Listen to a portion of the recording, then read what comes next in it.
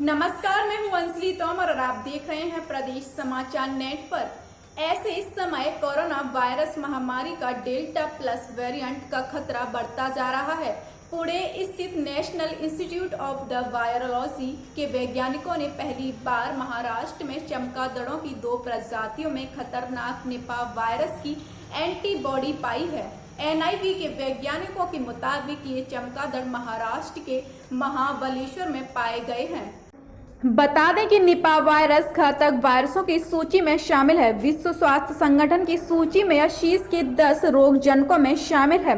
इस खतरनाक वायरस की पहली बार पहचान 1998 से 99 में मलेशिया में सुअरों और सुअर संचालकों के बीच एक इंसेफेलाइटिस जैसी बीमारी के दौरान पहचाना गया था। इस वायरस ने अब तक बांग्लादेश, मलेशिया, भारत और सिंगापुर जैसे देशों में अपना प्रकोप दिखाया है।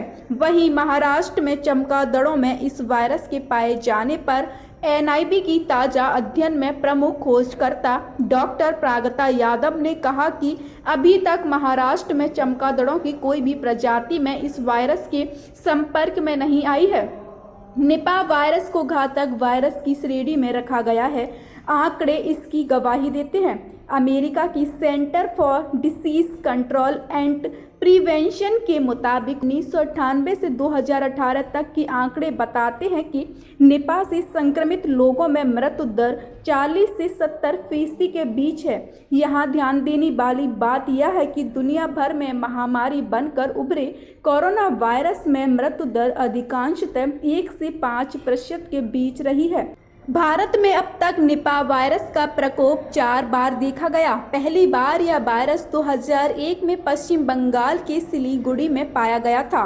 दूसरी बार 2007 में यह बंगाल में ही मिला था, जब नदियों में इसे रिपोर्ट किया गया। तीसरी बार यह केरल के कोझिकोड में पाया गया, जब वायरस की चपेट में आकर 18 लोगों की मौत हो गई थी।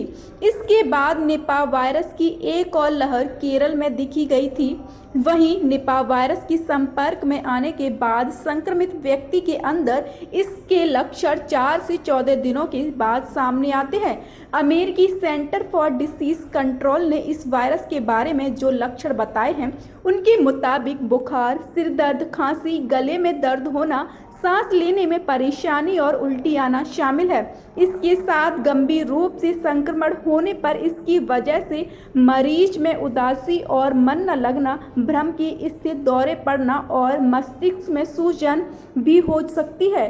NIV की रिपोर्ट में यह भी कहा गया है कि निपा वायरस की एंटीबॉडी इसके पहले असम के डुबरी जिले और पश्चिम बंगाल के कूच बिहार में पाई गई थी। CDC के मुताबिक अभी तक निपा वायरस के संक्रमण का इलाज नहीं खोजा जा सका है और विशेषज्ञ देखभाल, आराम, हाइड्रेशन को नियंत्रित करना और लक्षणों के इलाज पर ही निर्भर हैं।